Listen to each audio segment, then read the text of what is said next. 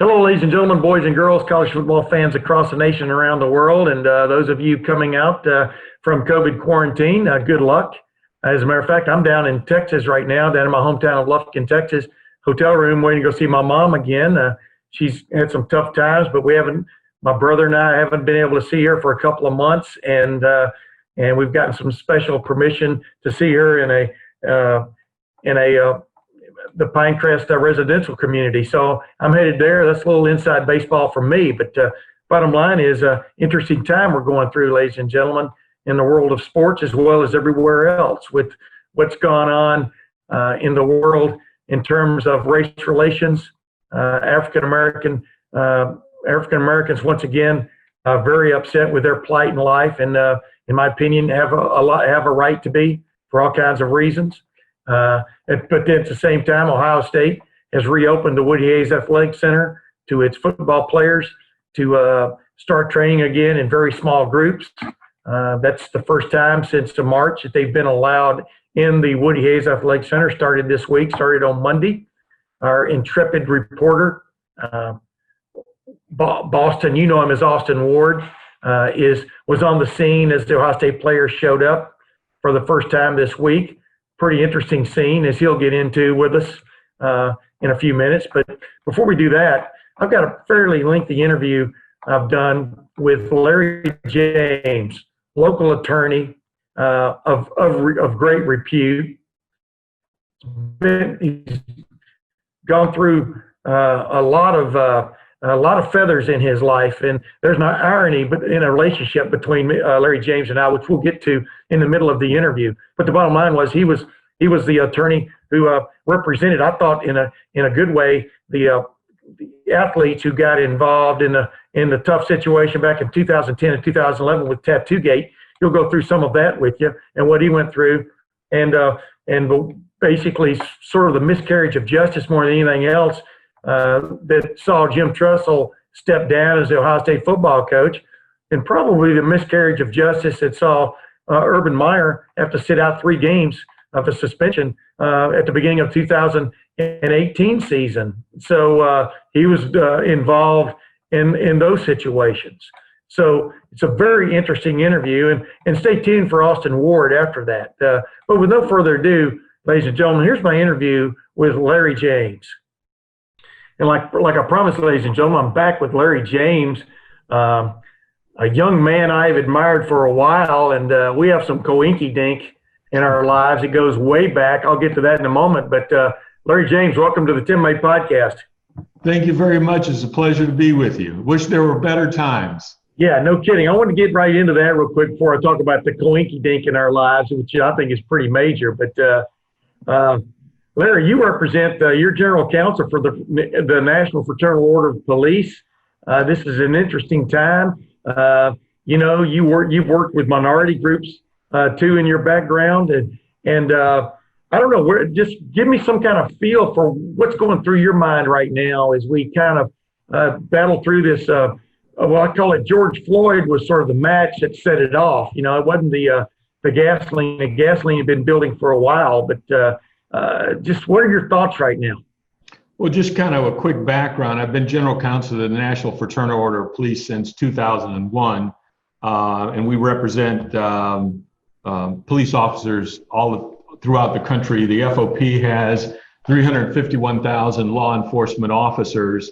I've also been safety director in Columbus, Ohio, overseeing police and fire department. There we hire, fire, train, discipline. I've also prosecuted internal affairs. I'm currently also counsel to the local Urban League, and in another life, I was also counsel to the NAACP. So I've been all around it. Obviously, from Columbus, Ohio's standpoint, I've been very active in the Black community over the years, particularly as it relates to the arts. The King Arts Center, which we started in '87, which I was there to do the build out, in the Lincoln Theater in '09, and was 10 years president of that organization. So you get in the thick of race relationship, politics, poverty issue. My wife started years ago the Center for Healthy Families, which is a poverty initiative that deals with teen pregnancy. And 15 years ago, I gave birth, along with Don Vickers, the African American Leadership Academy, that's now in its 15th year. So I am that mutt that has been poured into by a lot of different interest groups. So where do we go from here? You know, as I was talking about on my last podcast with Austin Ward, you know, I've been watching this my entire life, race relations, and it seems like we're back to 1968, 69 all over again with all these things happening, including the pandemic. And as I said, including putting man back into space, you know, America, you know, back then we were going to the moon. Now we're just getting back into space. And yet there's, you know what I mean? And that's a trivial thing compared to what we're talking about. But it is kind of coincidence, you know, that we're back to not square one, but we're definitely not where we thought we'd be 50 years later, are we? Well, I think sometimes the closer we get to the answer, the more outrageous there's any distance that's left. I would say we're a long way from solving our problems, but I would say it's kind of like the EPA cleanup. That last 15 to 10% becomes the most painful. We look at a situation that the police department is secondary to the underlying issues of poverty, education, crime, adequate housing, adequate health care. And, you know, the police department by default over the years has been forced into being all things to all people. Yeah. It's either equipped, funded, trained to do those type of things. If you look at the report out of the Washington Post and the police shootings from 2015 to current, I won't conclude what the report says. You know, people can go to that and look at it, and you'll see the difference between those infractions between the minority community and those with the majority community. And if you get down in the weeds, it's very informative and very educational. These issues are very emotional, volatile, so it makes for an awful situation to find a solution when everybody is screaming at each other and everyone's speaking a foreign language. Larry, when you hear groups, you know, in the Minneapolis City Council talking about defunding the police and or doing away with the police in Minneapolis, as it turns out. I mean, you know, and like I said, you're the general counsel for the National Fraternal Order of Police. I mean, what just goes through your mind?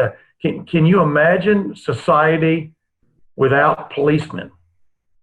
You know, The Guardian has a pretty good article. I don't know if it came out yesterday or this morning, but if you Google The Guardian, it kind of gives you a narrative of what defunding police means. In the broader intellectual policy standpoint, what they're trying to say is they would like to reallocate some funds to other issues that need addressing.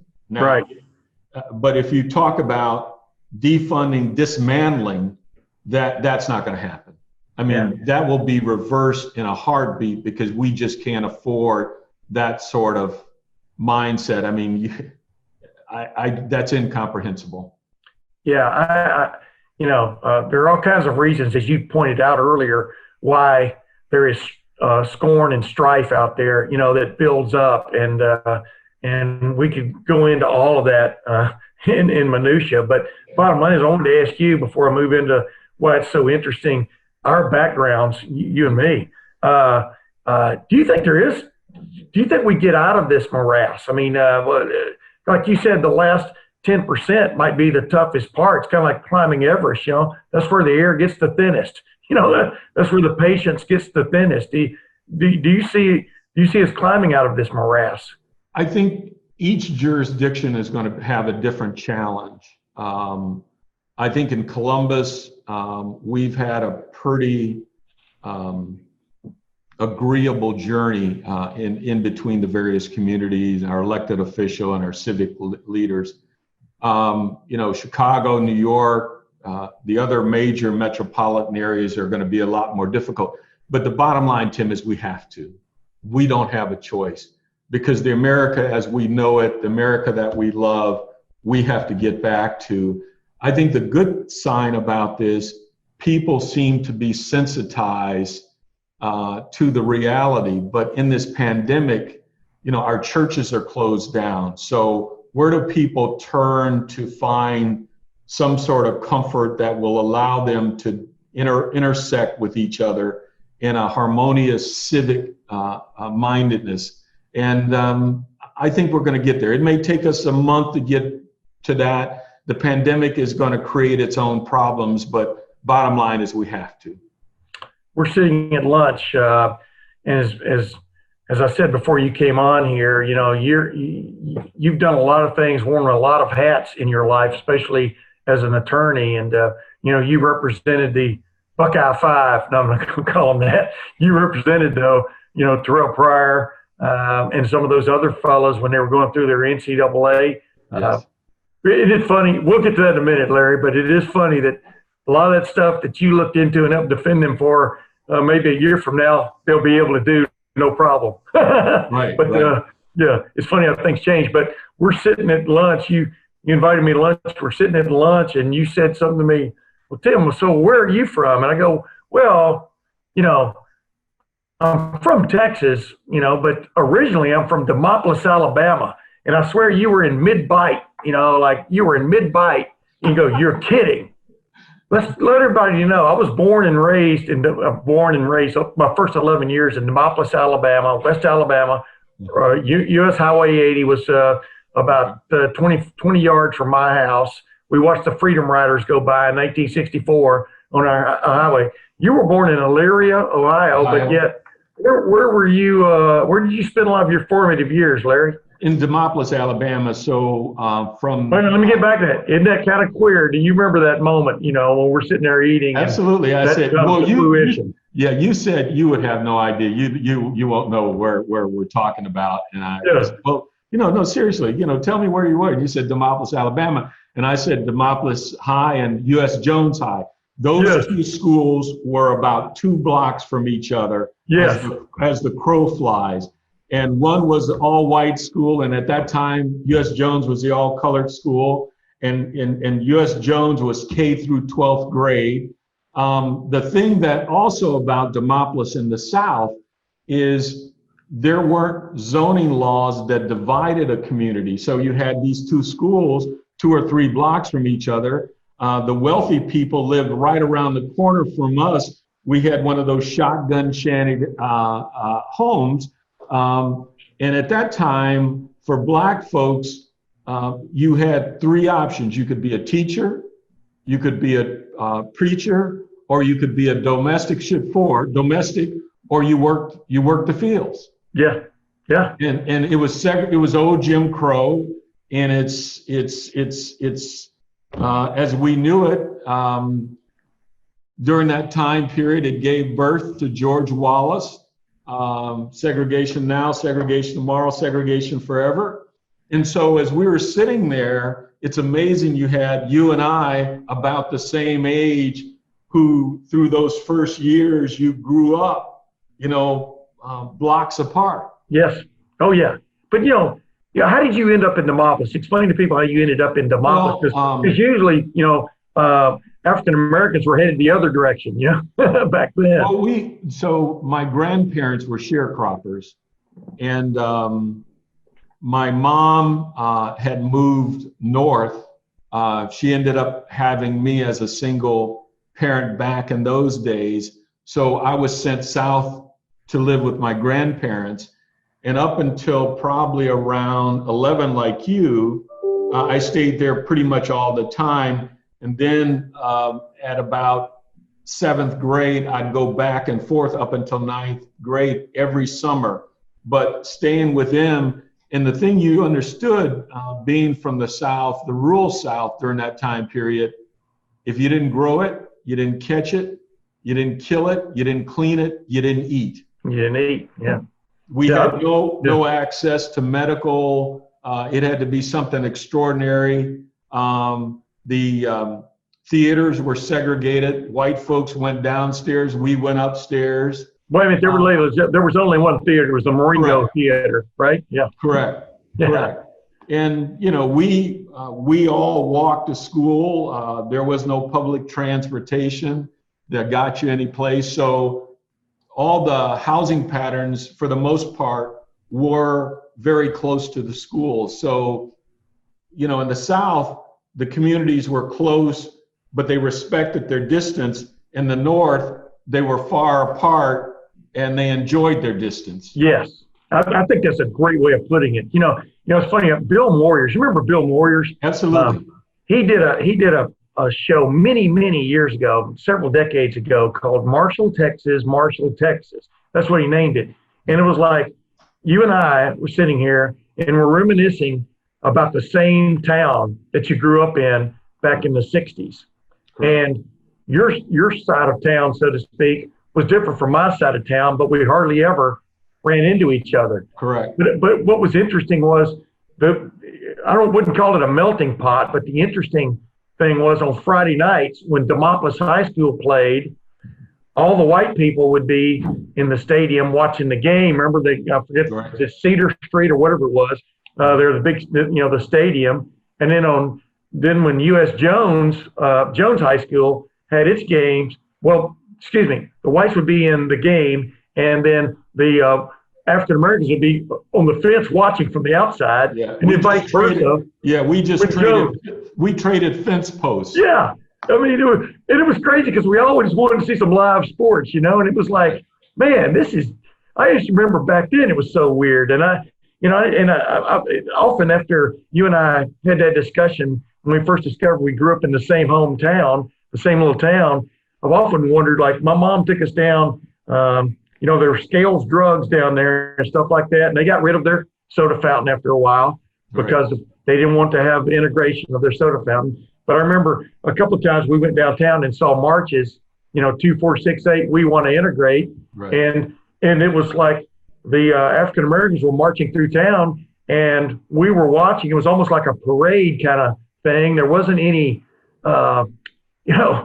any strife going on, but y'all were getting your point. You might have been in that parade for all I know, that march. And I had uncles and aunts who were in that. I think the thing that was amazing about the South, and people cringe at this reality, everyone knew their place.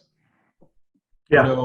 That was the thing until the 60s brought about kind of the freedom movement and the reality that you wanted to vote, you wanted a better life. The textbooks then all got handed down secondhand, and U.S. Jones kids, if they had books, they were 3-generation old books. But I think the thing that probably what gave me so much, let's say, drive. I mean, the one thing my grandmother taught me, because she used to get up at 4:30 in the morning, she'd cook a big breakfast. She'd go to the field, she'd work all day, she would come home and she'd cook for the family. And I watched this lady and I was just amazed at how hard she worked. And so she would tell me, this will not always be your place in life. Do not ever settle. So I watched them and I came to the conclusion that I'm going to do something and you got to kill me to stop me. Wow. I was going to say, one of us had drive and the other guy was me.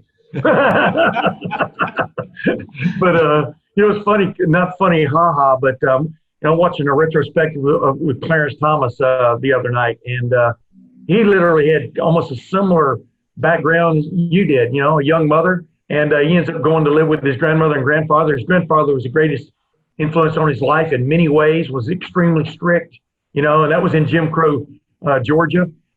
Jim Crow law, mores, whatever you want to call it, Georgia, and it was it gave him sort of a broader range of what was going on in the world, how he could work to maybe help change things without just going, becoming a radical about it. We all know, I'll never forget my first year in junior high junior college, not junior high. My first year in junior college in Angelina College, and here in Lufkin, where I am right now, I'm in a hotel room here because I'm visiting my mom down here in Lufkin, Texas, where I moved to from Demopolis.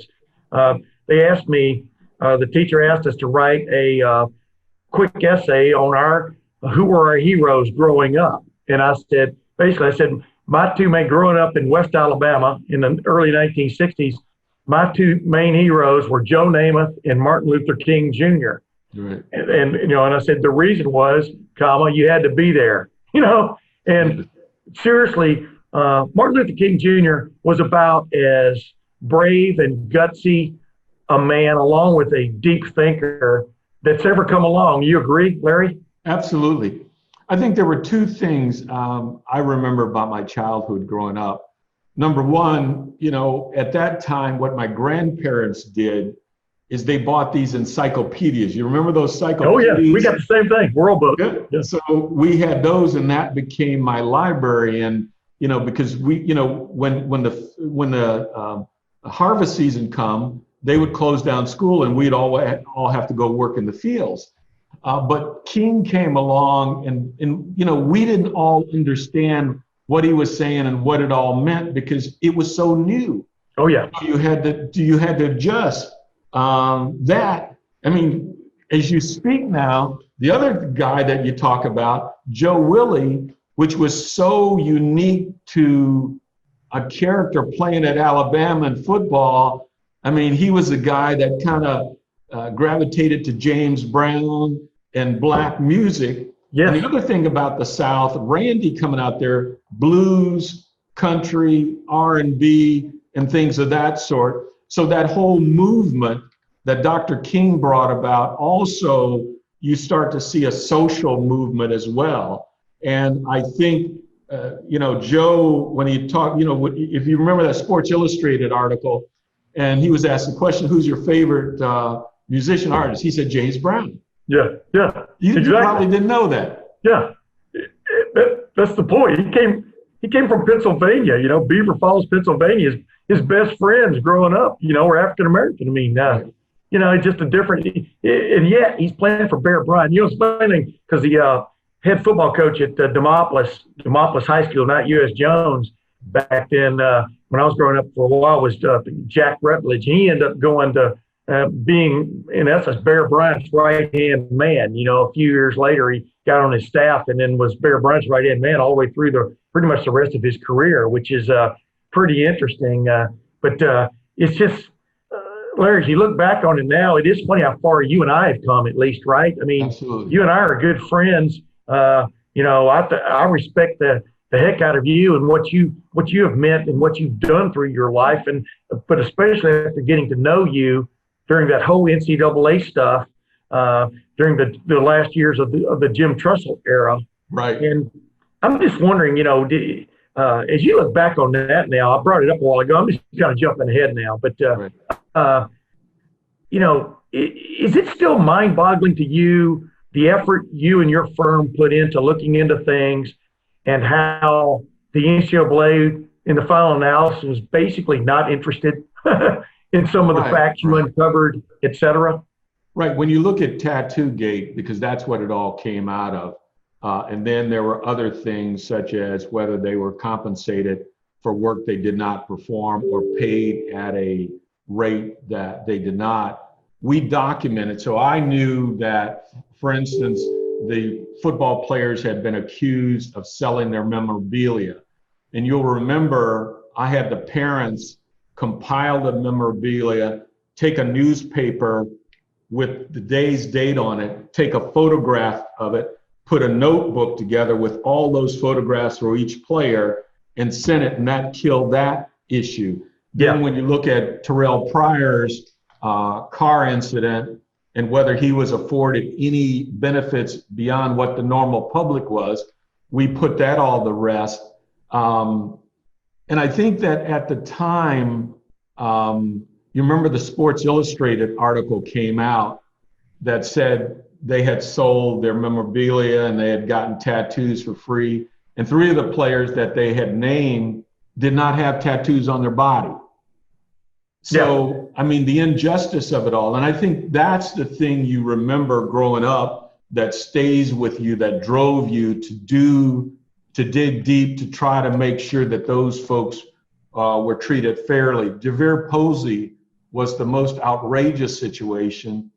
And they got him on a penny ante allegation that he was compensated at a higher rate. And the fact was that DeVere was working along union workers, which the contract required all employees working for that company working side by side would be paid at the same rate. And I think, Trussell was such a wonderful guy. Gordon Gee was president at the time. Gene Smith was the athletic director, and Chris Cully. And again, it's about relationships. And those relationships really allowed me to be the voice of OSU and do the things we needed to do. And I think you learn from those days growing up where we did is that irrespective of the challenge, you learn to respect and rely on people. And you were very helpful to that. I will always apologize to you because you called and you said, we'll boom here and be reinstated. And I think it was a Nebraska game. Yeah. And I said, absolutely, not everything we had, and they just did some penny ante stuff that made him sit out another game. But I think you'll recall, because you were there, and I knew the NCAA was going to release their report. And I said to you, I said, look, I have all my information ready to go. I just need the press outlets. And one of your other reporters, you said, Larry, can you work with this guy or this person on that story? And that night, when they released their finding, I released my report. Yeah. So, and I think the Plain Dealer ended up running an article 3 years, where are they today, which the NCAA in their own way apologized. Not like the NFL just did, not that degree of apology, but they did in their own way apologies. But, I thank you for the reporting you did. You wanted to get it right. You listened, you looked at the information, and it helped. Meanwhile, though, 3 years later, like you said, the NCAA kind of admitted A, B, and C. Meanwhile, Jim Trussell is forced out of his job. Some players missed some incredibly valuable time, et cetera. Could have, mainly they got stained more than anything else. And like I said, a year from now, even the stuff that was alleged, a lot of the stuff that was alleged is going to be legal. I mean, absolutely. At least, is at least progress being made along that front, Larry? Yes, you remember the Atlantic magazine ran a cover, and it had the black ball players on it in indentured servitude, and things of that sort. And you remember I got crucified by the national media for alleging that these individuals somehow were,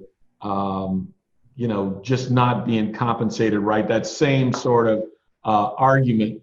But, as we look back on our history, time heals. Time heals.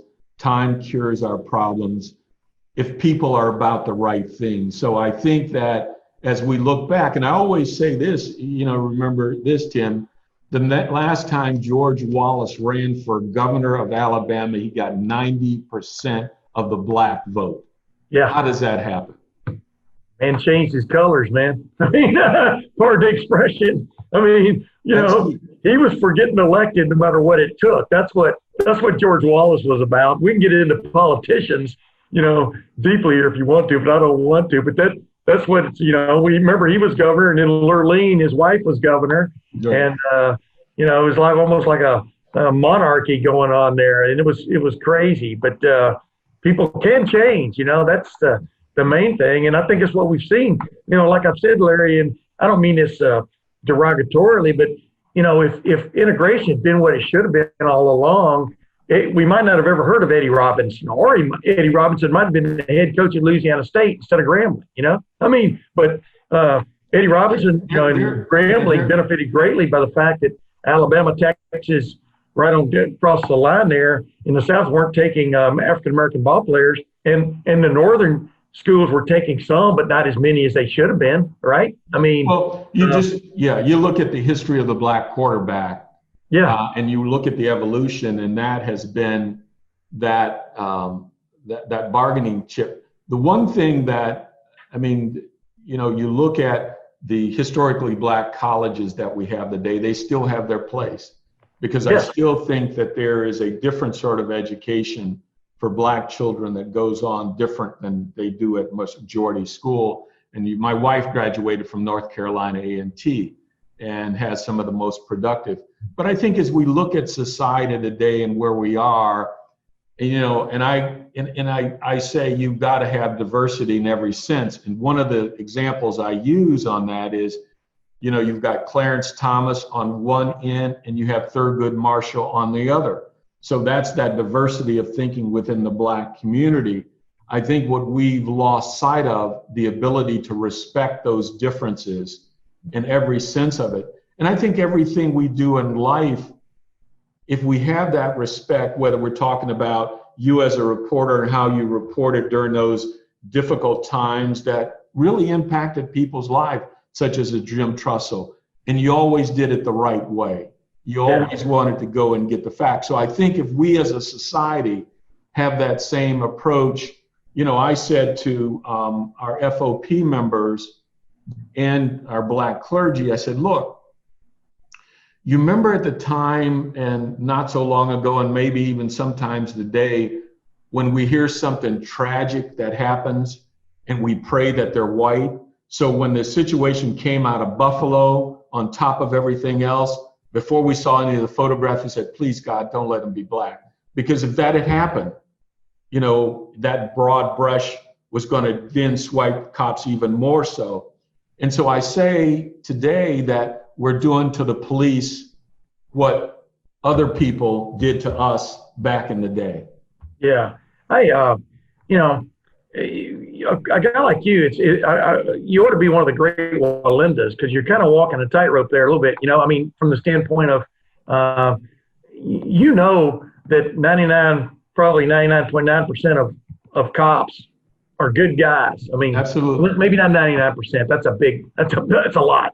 But you know how they're good guys. But it only takes one or two bad apples to really spoil the bunch, and that's a cliche. And the reason it's cliche is because it's true. Can the FOP? I mean, can the FOP? Can it fix? Can it fix what's happened? Can it remedy? I think so when body cameras came out, what we were charged with is creating a model policy for body cameras so that officers could be comfortable around the country and using those. We're going to try to come up with a model policy for citizen review. But I think not all incidents indicate that the police officer is a bad cop. You know, I always say, let's look at the record. So let's take Buffalo, for instance. Let's assume that little push, I don't know the history of this individual, but in a fraction of a second, that individual may have had a stellar career for X number of years. Yeah. And on that particular day, on that particular interaction, something went wrong. Yeah. And, you know, because it's a gasoline environment, everybody's painted. He has to be or she has to be a bad cop or have evil motives or something like that. That's not always the case. So I agree with you that, you know, having been safety director over police and fire and, you know, having to discipline and determine whether you're going to terminate someone is you begin to see the best of the officers. And I always said this, if you're malicious or evil or you intend to do harm, you have a problem. If it's a lack of judgment within this situation and there is no, you know, drastic consequence of it, you're going to be okay. And you should. And you got to remember this too, in the corporate world, if you have a bad employee and you retain that employee, that's negligent retention. That falls back on management. Yeah. Yeah. It's just interesting, you know, because anybody can have a bad day. Anybody can have a bad moment when you consider, you know, you always look at it from the side, you know, and believe me, the protesters have something to beef about. I totally believe that, you know. We get into that in another article. I mean, another conversation. But the flip side of it is you always have to remember the cops are human beings also. And everybody has their limit. Everybody has their hot button And like you said, but one moment's slip up by a policeman, and it stains the whole group. One moment slip up by a protester, and it's moving on to the next protester. So Right. that's what we're in. I'll tell you what, real quick before we go. I don't know what your people.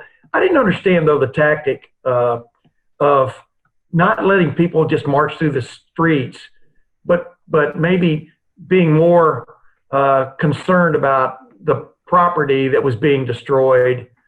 I don't understand that tactic, And like you said, you were law director, for a while. Well, what is the thinking there of just letting people have their protest, but maybe lining the sidewalks instead of lining the streets? I think it's training and preparation, or lack of training and preparation.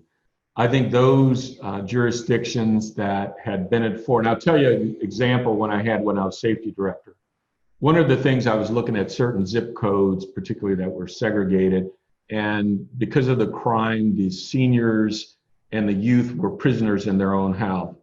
So I said to my command staff, I want to saturate the neighborhood with officers to take that neighborhood back.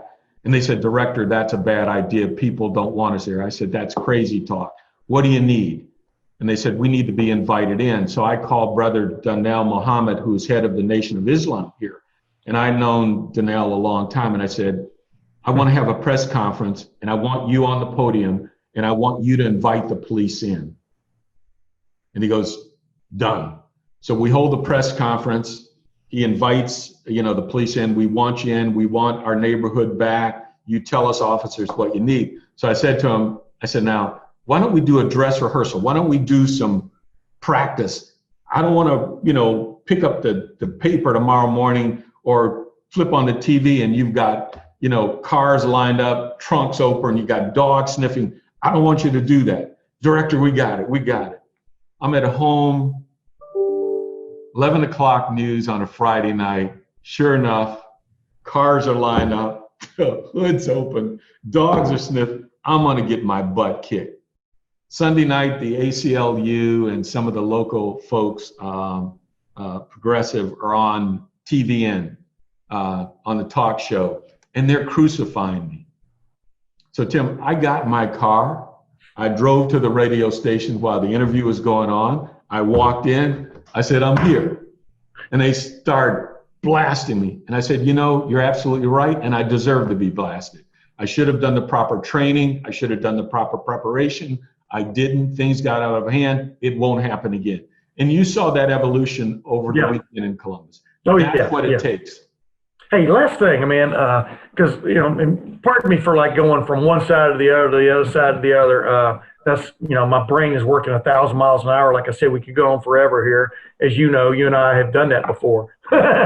But as we look now and look back to 1964, you and I are both sitting there in Demopolis, Alabama. Now we're sitting here in 2020, the world. Let's play like I'm in Columbus right now, even though I'm not right now, down in Texas. But I see a predominantly African-American football roster at Ohio State, and it's like that at most every school, including Alabama, Auburn, right on down the line, Georgia. And you see the folks that a lot of people are leaning to right now in the African-American community, or at least the fellows that are stepping up, are Malcolm Jenkins, Michael Thomas, African-American players of repute who are not letting this slide by. We all know about Colin Kaepernick and his situation 4 years ago when he took a knee with Brian Day as his quarterback coach at San Francisco. The only thing that bothered me about Colin Kaepernick was later seeing him with a Fidel Castro shirt on. I go, I'm not sure that's where you want to go, right? Right. But the point is, we, like you said a while ago, we have made a tremendous amount of progress compared to 56 years ago, what I'm talking about, where and sports has driven a lot of the narrative. At least of getting the point out there. Do you agree?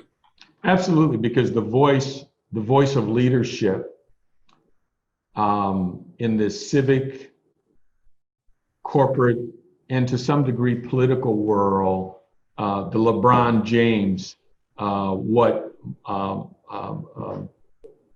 Mike did, with his $100 million, Michael Jordan, Steph Curry, all of those individuals. I think the athletes are being better prepared to be a complete citizen today. What Urban instituted on Real Life Wednesdays really speaks volumes to preparing these young men for adult life, civic engagement, responsibilities. For those who don't know what Real Life Wednesday is, what Urban created at Ohio State was he would bring in certain corporate leaders in to talk to the football team about life's experiences, life skills. He would give them all computers. You have to have a checking account, banking account, things of that sort. I went in to talk to them about civic engagement and staying away from criminal, paying your parking tickets and all those sort of things. So I think the athletes today seem to be more holistic because they've had to work with teams. They've had to discipline, work together to get a product, to achieve something. And few of leaders today have those kind of joint collective experiences to make them or prepare them for life after college, life after football, and also to be that good corporate citizen. Do you applaud Urban Urban, I had him on last week. We were talking about Real Life Wednesdays and his, as he called his Live Life Wednesdays. When remember in 2016, he had the whole segment in there for four or 5 days where they talked about why it was important for them to vote, the history of the vote, Right. history of the fight for civil rights and the right to vote. He didn't have to do that, but basically he required his players not only to register to vote, some of them for the first time, but to vote, Absolutely. and show me proof, almost, you didn't have to do any of this. What's the insight there you get of an Urban Meyer? Well, when you hear that? and I've worked with Urban too, and we went through the Zach Smith thing together. I have a little bit of intimacy in knowing him very well. I just think that's the way Urban Meyer is built. I mean, he is a guy that wants his players to understand, accept responsibility, assume responsibility, and be that good participatory citizen. And I think that is a part of the success that he had during that time period he was coach like no other. And he used his relationships to bring people in. He would secure summer jobs for them. He would secure internships for those players. Yeah. I mean, he's super. But like you said, he followed through, and now, but he also wanted them to be leaders, in one form or fashion. I remember Jim Truman was a former, I texted you that note last night, Jim Truman, former owner of True Sports race team, but also founded Red Roof Inns, and he was just this dynamic dude, man, and his big line was lead, follow, or get the hell out of the way, Exactly. And that's what Urban is urging and I think you're seeing them step up, and like Gene Smith is, obviously is African-American, and from where he's come to where he is now and stuff, but their big line is don't get in these fellas' way, don't misguide them, but let them have their lead, let them go in these times, because people are, for good or bad, people do look to their sports heroes as much as anything else for some leadership in these times, right? And I think society adjusts. So the Colin Kaepernick situation, and you watch Roger Goodell end up apologizing. And the question is, can we afford to remain silent? And so I think that when we talk about preparing someone for life, as Urban has with Real Life Wednesdays, and I think Gene, as athletic director, really weighed in strong on that, and putting people around them who can really help them. And I think that that's just wonderful. But back to that training and preparation, whether it's police officers, whether it's football players, you don't see coming out of the program like you used to, a problem program with problem athletes. Yeah. And I think that Real Life Wednesday is becoming a model around the country, and not just for football, but for basketball. Urban solicited, got $1 million contribution to expand it to the other sports. Yeah, crazy. I mean, and it works. And like I told Urban, he was on with me last week. You know, they're recruiting a different level of athlete and person now. But you know, I mean, obviously 4 and 5 stars, you almost got to be for them to look at you. But I think you agree with me. It just seems like the level of person has improved in the football program. Do you agree with that? Yeah, well, they're recruiting a different athlete today too. Yeah. So they're beginning to compete with the Stanfords and others, and they had a couple of those situations. But I think still it's about what you pour into the program, what you pour into the athletes, what you pour into the police department. If you tell people the rules, you're consistent, you're fair, people will respond accordingly. Yeah. Well, Larry James, you know, I'm going to have you on, you know, again and again, because I always like to tap whatever resources I have that are beneficial, not only to them, but to me. I appreciate that. You know, you and I have known each other now for at least 10 years, and I've enjoyed almost every minute of it, except maybe calling you late at night a few times, but and I'm sure vice versa. And by the way, you know, I can't leave without asking you about this. In the final analysis, why did Urban get 3 games, in your opinion? Why did he get a 3-game suspension? You and I were talking before, during, and after that whole situation. Now Michael Drake has stepped aside, or he's stepping aside. A new president's coming on board. I'm not surprised by that. But what happened there, Larry? You know, that's a little bit inside baseball. Yeah, but just let people know as much as you can about the curveball, and then we'll move on. I think, you know, so it was a Sunday morning, November 15th. I get up, Donna's leaving, and I get a text from Urban, and he says, "Are you in town?" And I said, "Yeah." So he calls, he goes, "I will be there." So Sunday morning, about 7:40, Urban's at my house with Zach Smith. He goes, "Let me tell you, if he did anything, he's gone. He's out of here, without exception." He said, "Can you find out what's what?" So I talked to the detectives. I talked to her lawyer. I talked to Zach's lawyer.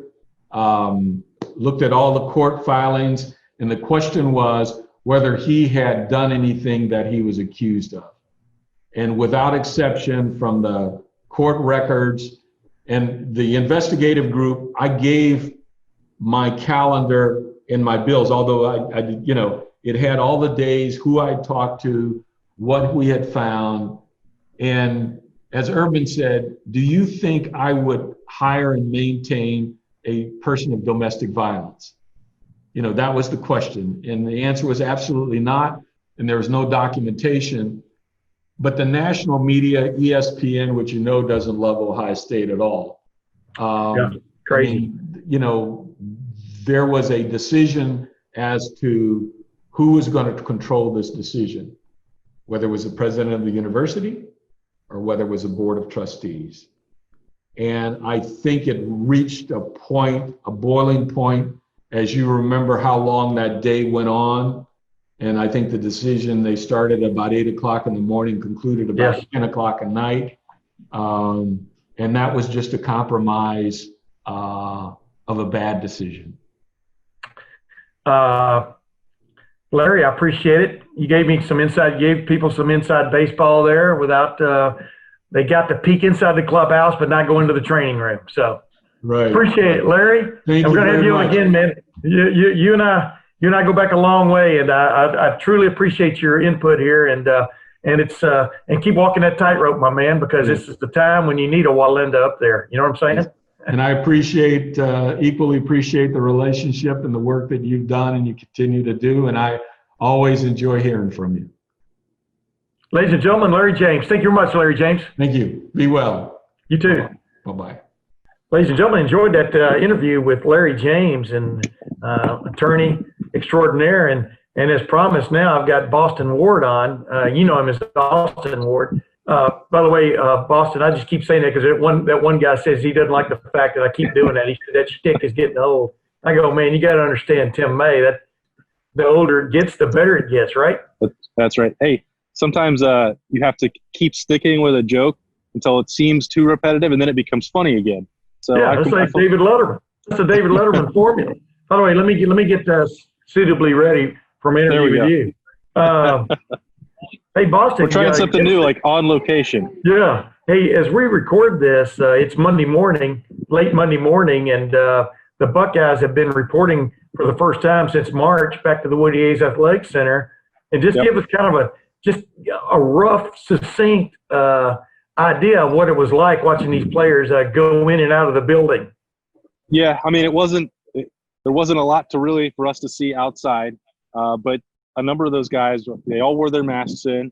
They got to their cars. They had their workout gear, and some of them would stop and chat briefly, say, "Hey, you can't see it, but I'm smiling." And that was, a couple of the offensive linemen said that early on, and you could tell that how much it meant to them to be back around their teammates and back looking out. Look, there are some tremendous restrictions on them and everything, the protocol that goes through just to be working out, but they all, nobody was complaining.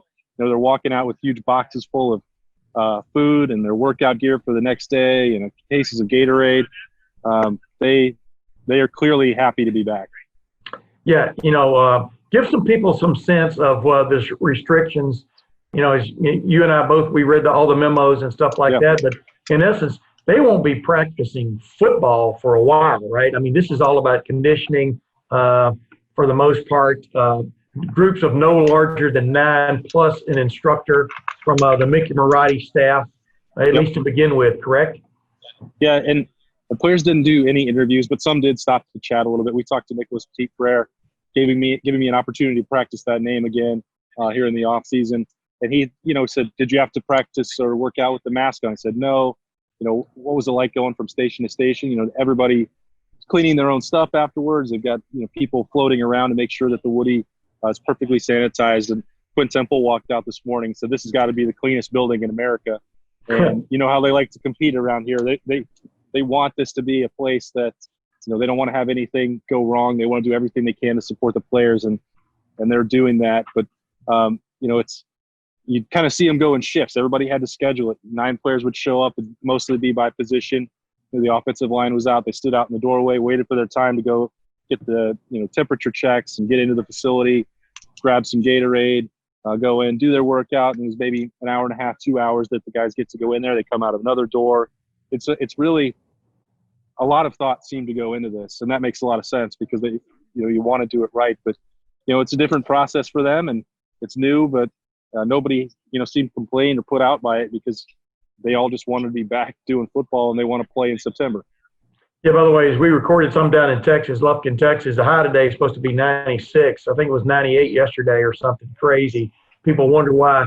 Tim, when you moved to Ohio, why didn't you move back to Texas? This is exactly why, ladies and gentlemen. It's supposed to be in the high 90s the rest of the week, and that was not for me, man. Even though I grew up in it, I wore cowboy boots every day of my life there for many years.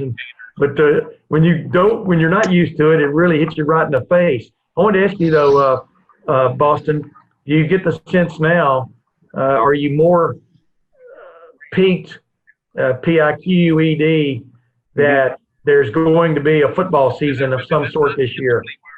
Yeah, I think this is a positive step in the right direction, Tim, but there are still a lot of them to go. Like I said, when we're talking about 9 or 10 people, that's not even a full offensive formation. They're not hitting each other yet. And if we're talking about them trying to get an acclimation period and training camp by the middle of July, that's a pretty significant leap from 4 or 5 weeks from now to go from what they're doing right now to that. So, I continue to think that there is that progress being made to make sure that that's going to happen. But, there's a lot of work that still has to be done before then. And all these tests have to stay right. You can't have any more spikes elsewhere. And a lot of things don't even depend on how clean this building is. It depends on how clean other buildings around the Big Ten in the country are. So that's why we still keep saying when you and I talk that July is really that point where they have to make decisions. And I think that these voluntary workouts and how teams are handling that are going to be a key piece of information for that process. Yeah, it's funny when like a month ago or so, it might not have been, it might have just seemed like a month ago when Gene Smith and the university announced that they were going to open the Woody on June the 8th for guys to return, for the local guys to return. We're talking about like 45, maybe 50 guys, but I think you guys are finding out almost everybody is there now, right? Everybody's back in town. Right off the bat, like one of the guys that we talked about being out in California that had a good spot to work out, Wyatt Davis. We saw him first and foremost. Trey Sermon is here. Sean Wade, all these guys from around the country, they're back. And I think that's another sign of how much badly they want to be back. But also a key part of this that maybe changed from the initial discussion was they weren't going to test people for COVID, but now the whole team got that before they could work out. So if you want that process to start at any point where you're going to have to come back, take a test, and then quarantine potentially until, they know that you got a negative or two negatives, well, you need to be back for that. And giving them the option to do so, it appears that all of them took it. Yeah. It's the late Hayden Fry would have said, what a surprise. Right. It is a big-time major college football program, and these guys could be a special season once again, and they want to be part of it and want to get as much work in as possible. That's just obvious, right? Yep. And look, these are high achievers that Ohio State recruits. They're not looking for the option to stay home on their couch and play Fortnite. They want to be in this building. They will do anything that's asked of them because they are, they want to win a national championship. They want to get to the NFL. They want to they love playing football as well. Those three things are all pretty key details. And look, I mean, I'm happy just to be outside of the house. I've taken every opportunity I could to play golf and get out when I can, do things safe and social distance. But none of us want to be home and by ourselves and in quarantine. So, you got to do things to get back to normal. That's what I'll do. That's what you'll do. That's what we'll all do. I was going to say, I played golf 3 times last week because I had been helping babysit my grandson. I wasn't going to just stick my wife with it. Plus, I enjoyed it. But I'd been doing that for 2 months, and I don't play much on weekends. but the bottom line was, but you don't want to be crazy. You want to be stupid about it. This COVID-19 thing could come back, big time strong, and some people think it might, based on what went on in the country the last week, with the unrest, the protests and stuff, and some of which got way out of hand, in maybe not to the fault of the people who were protesting, but the people who were using the protest for ulterior motives. But I've already been down that road a couple times. Real quick, thing, 2 last things. Number one, did anybody mention that during conversations today about what's going on in the country from a racial standpoint, protest standpoint? And then number 2, have you heard? I haven't heard that there any players have tested positive for COVID-19. Is there any update along that line? Yeah, there are. First thing, nobody really talked about that movement today publicly. The Ohio State sports information staff was trying its best to just keep people moving and not have us do any interviews or any video stuff out here. So nobody spoke out. Nobody had any shirts or anything like that for the movement that I saw at this point. Wait a minute. These workouts are voluntary, right? They're all voluntary. Yep. Okay, go ahead. Sorry about that. I see what you're doing there. Yeah. But I think the other part of that is, Tim, that this is their first opportunity really to be back together as a team, even if it's piecemeal. I think they're not done protesting and speaking out. I think you'll see more of that as they get back around each other. And as far as any negative tests, Ohio State's not going to do that. So they're sort of treating that like an injury report. You and I obviously are going to continue to report and find out if we can any information about that. Everybody, so far we haven't noticed any key absences or heard anything about guys missing time.